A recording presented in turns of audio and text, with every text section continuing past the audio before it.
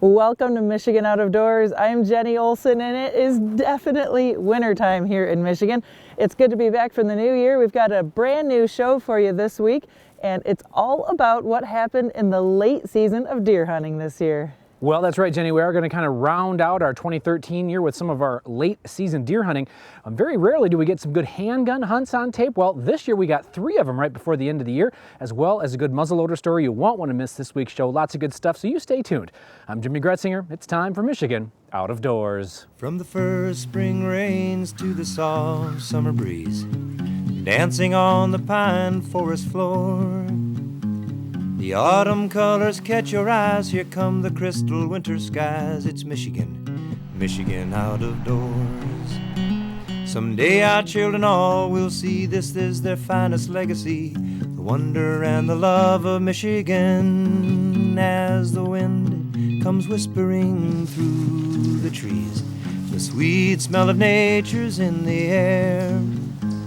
From the Great Lakes to the quiet stream, shining like a sportsman's dream, it's a love of Michigan we all share. Michigan Out of Doors is presented by Greenstone Farm Credit Services, making recreational land ownership possible across Michigan and northeast Wisconsin. Begin your land financing journey at one of Greenstone's 37 locations or visit greenstonefcs.com. By Meijer, a destination for hunting, fishing, and camping. From bug spray and tents to GPS and gas, Meijer has nearly everything you need to take on nature and get you there. Meijer. By Chappelle, providing sleds, shelters, and accessories for your time on the ice. Chappelle offers a line of pop-ups, flipovers, and the Bay Runner, a mobile cabin with a shelf for electronics and a sliding seat. On the web at chappelle.com. By Country Smokehouse, offering a variety of meat products. Country Smokehouse is located 3 miles south of I-69 on M53, just south of Imlay City. Country Smokehouse is a meat processor, a butcher, and a destination for sportsmen. Hi, I'm Jordan Brown, and this week's show is all about late season deer hunting, and really about 3 great days behind the camera where Gabe and I were able to get 4 kills on tape, 3 of which were with handguns. We kicked things off in Shiawassee County on the day after Christmas, where Gabe and I were able to do a little hunting together.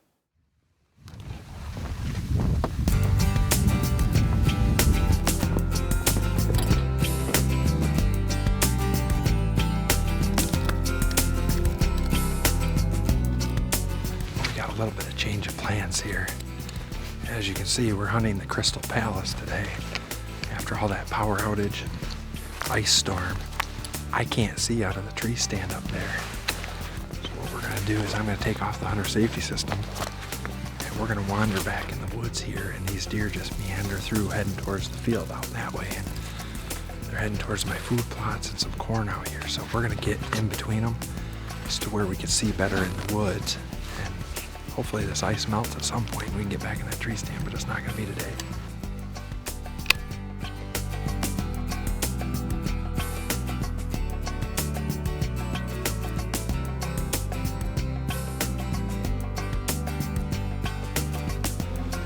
As you can see, we're in turkey mode now. We've switched from a tree stand, and now we're on the ground sitting against a tree.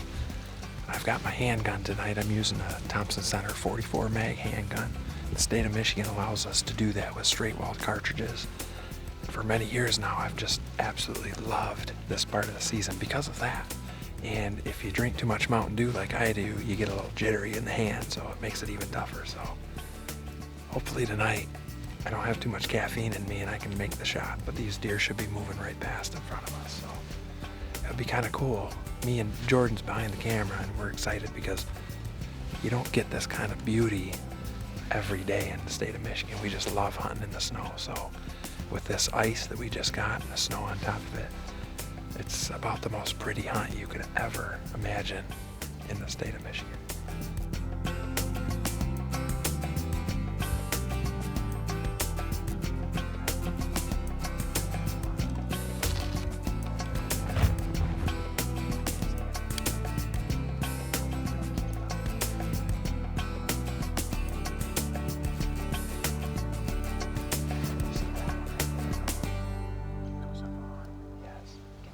Big doe right there. There's a big doe behind.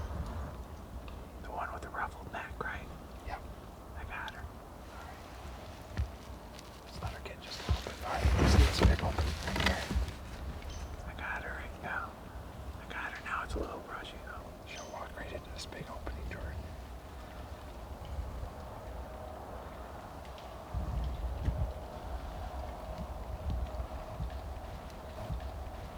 You ready? I got her, yep.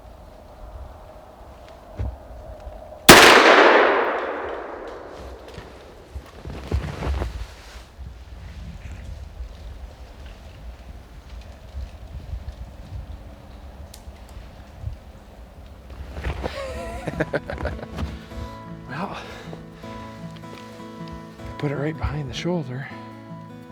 We had a bunch of them coming in. I think I made a good shot. I had it right on her. And the old Thompson Center 44 mag, Leopold 2-power scope. Just, I hope we hit her. She ran off right down there. It looked like she went down over there, but I couldn't tell, so that was awesome. Yeah. All right, good job, Jordan. Shooting a Hornady 240 grain hollow point does the trick. Oh, yep, there she is. She's right there. She only went about 50 yards or so. Well, there is nothing more exciting than hunting on the ground in the snow in the late season, I think. Jordan and I were getting a little worried. It was getting late at night, and all of a sudden the floodgates open. They were all moving through. There's a little buck in the group, and found a big doe and took her out. One shot, 44 mag, did the trick. That's the way to do it with a handgun here in Michigan. Couldn't ask for a better hunt in the snow. Just a day after Jordan and I were able to shoot that hunt in the snow, I was able to head down to Livingston County to tape Mark Klett, who was hunting with his very unique handgun, a .375 Winchester.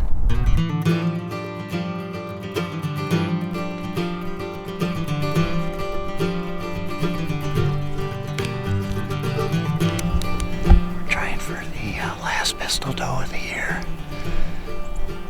Out here, got food plots. They were in here last night pretty heavy, and we expect them here tonight right on cue. It's a .375 Winchester. It's a fairly long straight wall cartridge, pretty good ballistics. You can shoot quite a ways with it if you have a really good rest. You know, it's comfortable. It's 150 to 200 yards. Our shot tonight very likely is under 100 yards. And like happens a lot of times, the deer just didn't read the script. These deer decided to come out right at last light into the food plots.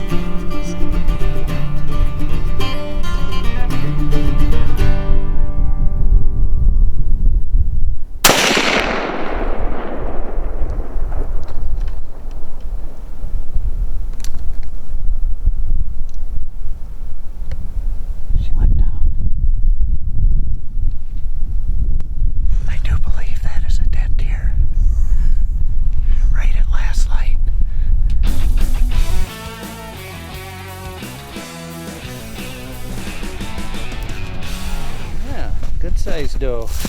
I'll have to count. I don't know how many I've killed with this pistol, but it's been quite a few. So, and really mostly does. I do save my doe tags for this. It's I don't know. I just find it a lot more exciting. A lot of guys are hunting with traditional gear like you, Gabe, and those of us that hunt with pistol. It's a little more fun to make that challenge, and it's just that much more gratifying when you make the shot, and it's a way to get all excited all over again just shooting a doe. So a lot of guys may not think it's all that exciting, but we proved them wrong tonight. It's an awful lot of fun to shoot this. Well, from one end of the spectrum to the other. This next hunt is also a handgun hunt, but this one was a bit different. On the same night that Gabe was filming the last hunt, I was over in the central part of the state attempting to film an old school cap and ball pistol hunt from the ground in Ionia County.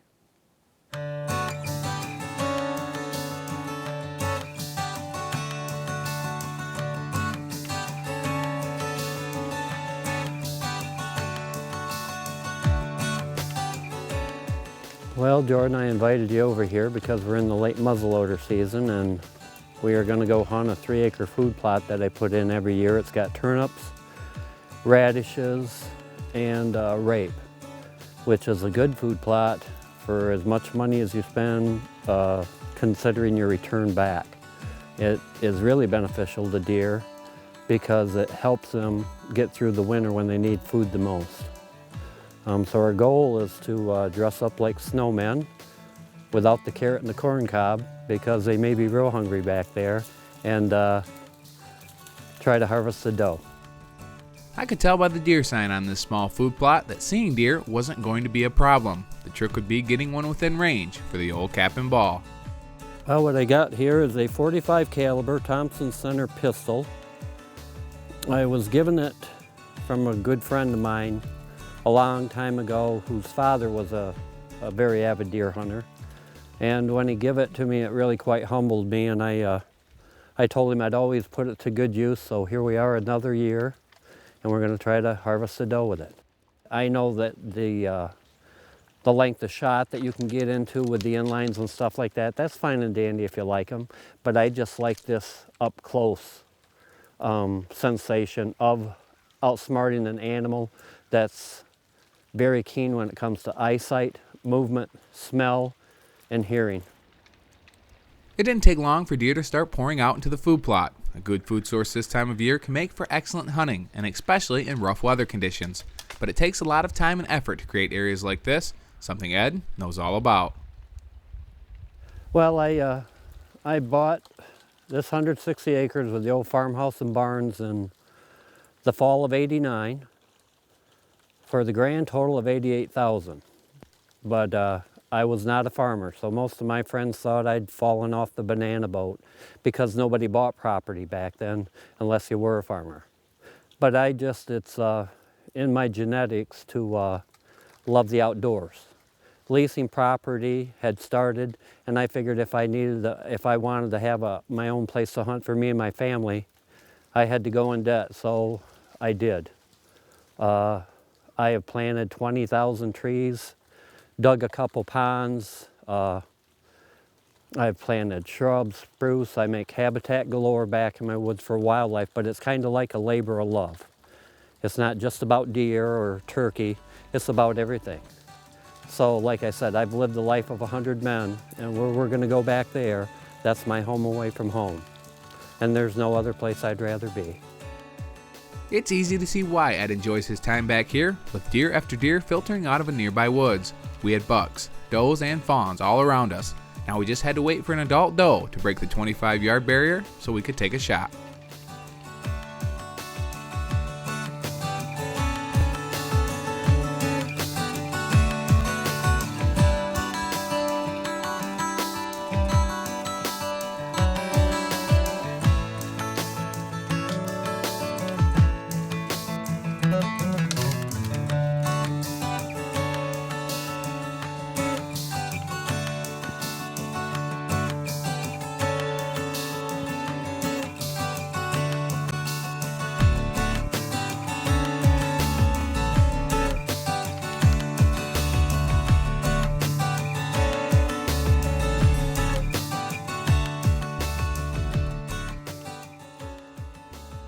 As the sun began to set, we finally had a mature doe work her way within range.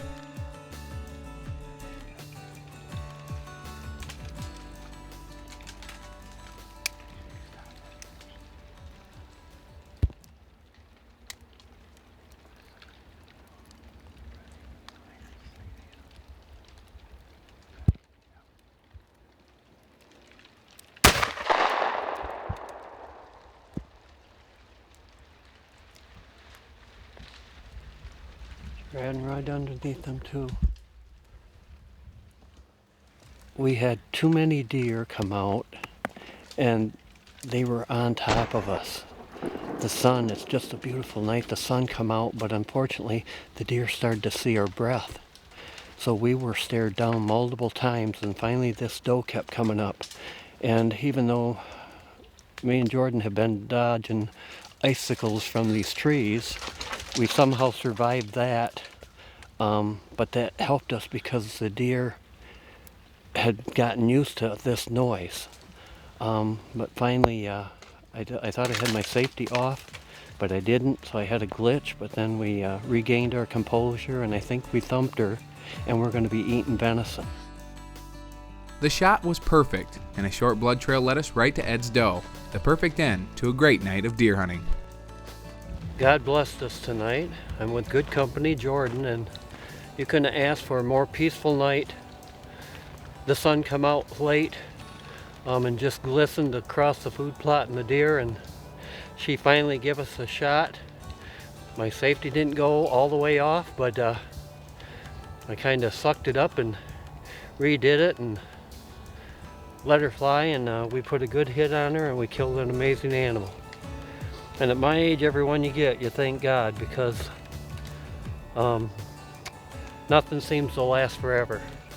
And like I said earlier, I've owned this property for almost a quarter of a century, and I put a lot into habitat improvement for wildlife, and I know when that time comes I go to the big woods in the sky, there's a good part of me that will always remain here.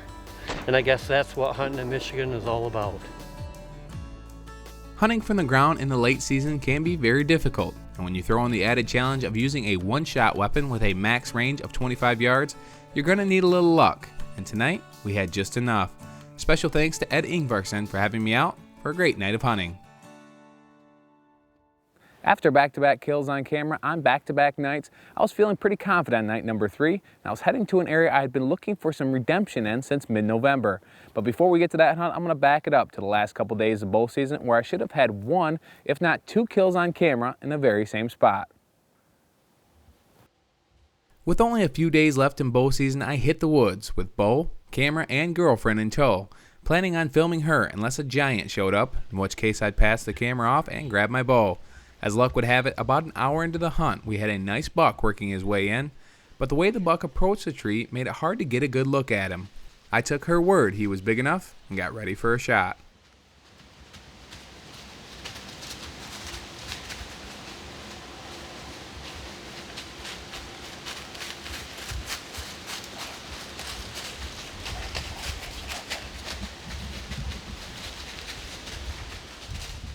After getting a better look at the buck at close range, I realized this was not the caliber buck I wanted to shoot, and an uneasy feeling set in when I realized that it would have been a perfect buck for her to shoot had I had the camera and she had her bow. Disappointed in myself, I vowed to leave my bow in the truck the next morning. I'm really excited about the hunt because yesterday's hunt was phenomenal, and how one of us did not put a tag on a buck, I do not know, but we're going to redeem ourselves today. And I'm gonna shoot that 11 point that comes in again 5 times. So, and Jordan didn't bring his bow this time, so we can't get in a confused mess again. So, but regardless, it's gonna be a nice day. Maybe some snow, which would be awesome. But hopefully, we're gonna tag out because this is one of my last opportunities to get out on this property. So, we'll have to see.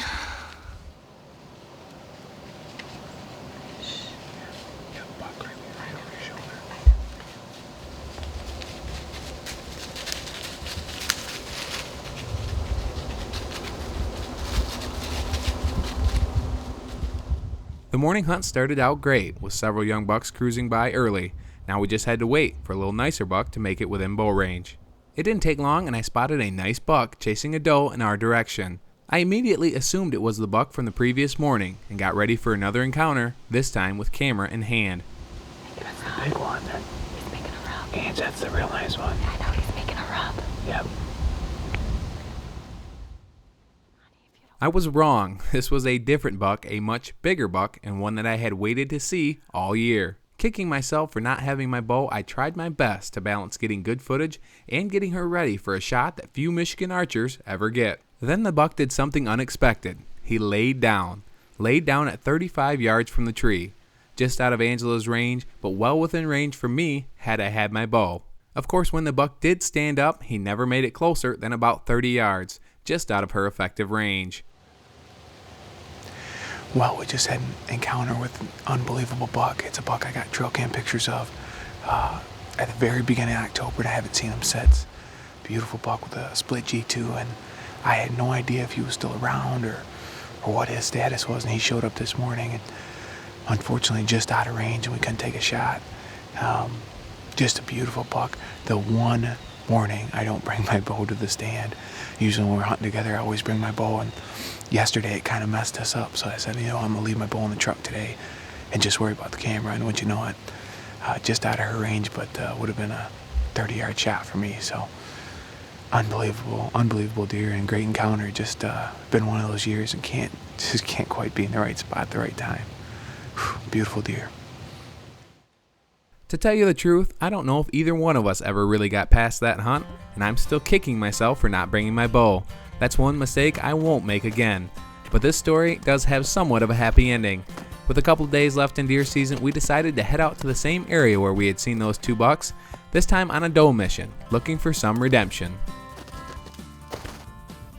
Well, we literally just got to the spot, and as I was getting ready to sit, we could see some movement out in the distance, and there's, from what we can see, 3 or 4 doe, possibly a buck in there.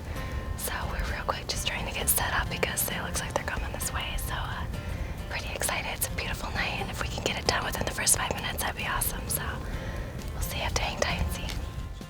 What we thought had just been a few deer turned out to be a whole herd headed our way that had just got bumped out of a nearby bedding area.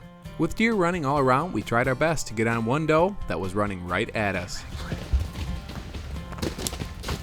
Brett. Brett. A little miscommunication between hunter and cameraman gave that doe a free pass, but we still had a few deer hanging around. After things settled down, we had a nice group of deer coming right in front of us. After looking at them, though, we realized that it was all button bucks and doe fawns. Even though we got the gun set up and we were kind of ready, we decided that there wasn't a deer in there that we wanted to put the crosshairs on. Having deer, though, that close, and they were there for probably a good half hour just walking around in front of us, was a really cool experience. But right now it's really important that I take the deer that I want to take, and I really was looking for that mature doe, so we just decided to wait and see if one will walk by. As the sun fell behind the trees, I began to wonder if we were once again going to leave here empty-handed. But then I noticed movement coming from behind us. Camera light was running low, but luckily for us, the deer were closing the distance fast.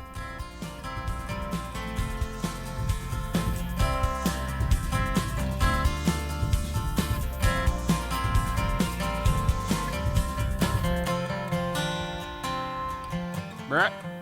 Brett.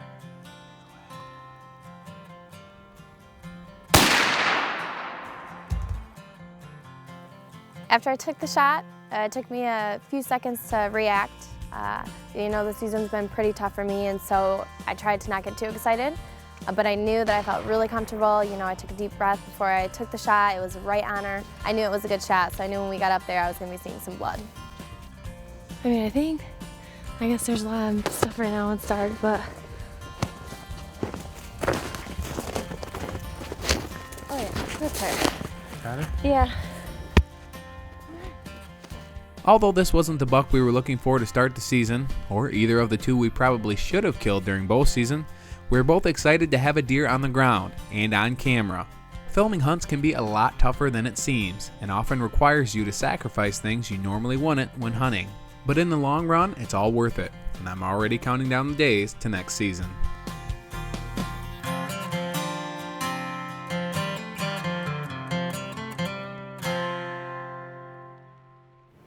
Thanks for joining us this week for Michigan Out of Doors. Make sure you stay tuned over the next few weeks. We've got a lot of brand new stuff coming your way. We'll be out ice fishing, hunting coyotes, rabbit hunting, squirrel hunting, all sorts of fun wintertime activities right here in Michigan.